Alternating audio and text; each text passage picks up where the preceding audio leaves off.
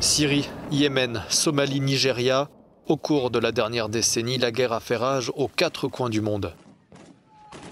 Bien que ces conflits soient tous différents par leur portée et leurs enjeux, ils ont un point en commun, l'utilisation des enfants dans la guerre.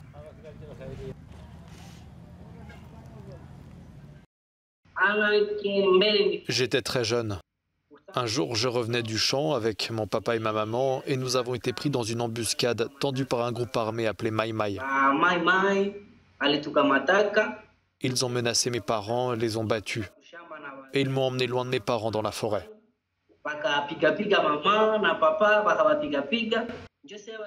Pablo a passé 2 ans aux mains des milices en République démocratique du Congo, pays où les enfants sont souvent utilisés comme boucliers humains pendant les conflits. Les moments les plus durs, c'était pendant les combats, quand nous devions aller nous battre. Mais c'était aussi très difficile de trouver quelque chose à manger, de trouver un endroit pour dormir. Et il y avait un vrai problème en ce qui concerne les soins médicaux, il n'y avait pas de soins. Si vous tombiez malade, vous ne pouviez pas aller à l'hôpital. Il fallait trouver des choses dans la forêt pour guérir.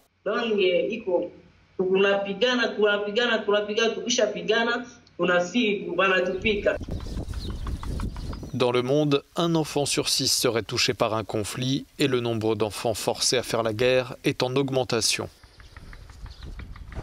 Il y a une augmentation estimée à 75% en fait ces 4 dernières années.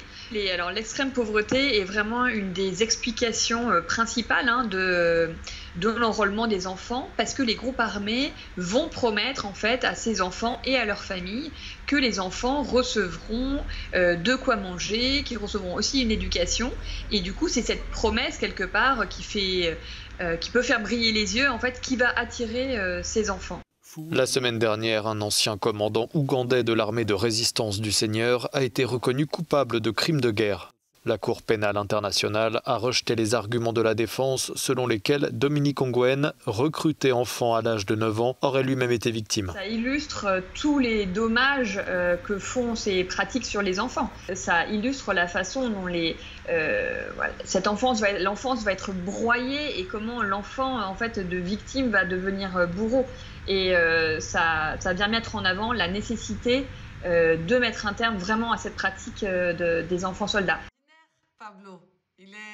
Au cours de sa période de réhabilitation, Pablo a pu apprendre la menuiserie et trouver une nouvelle voie.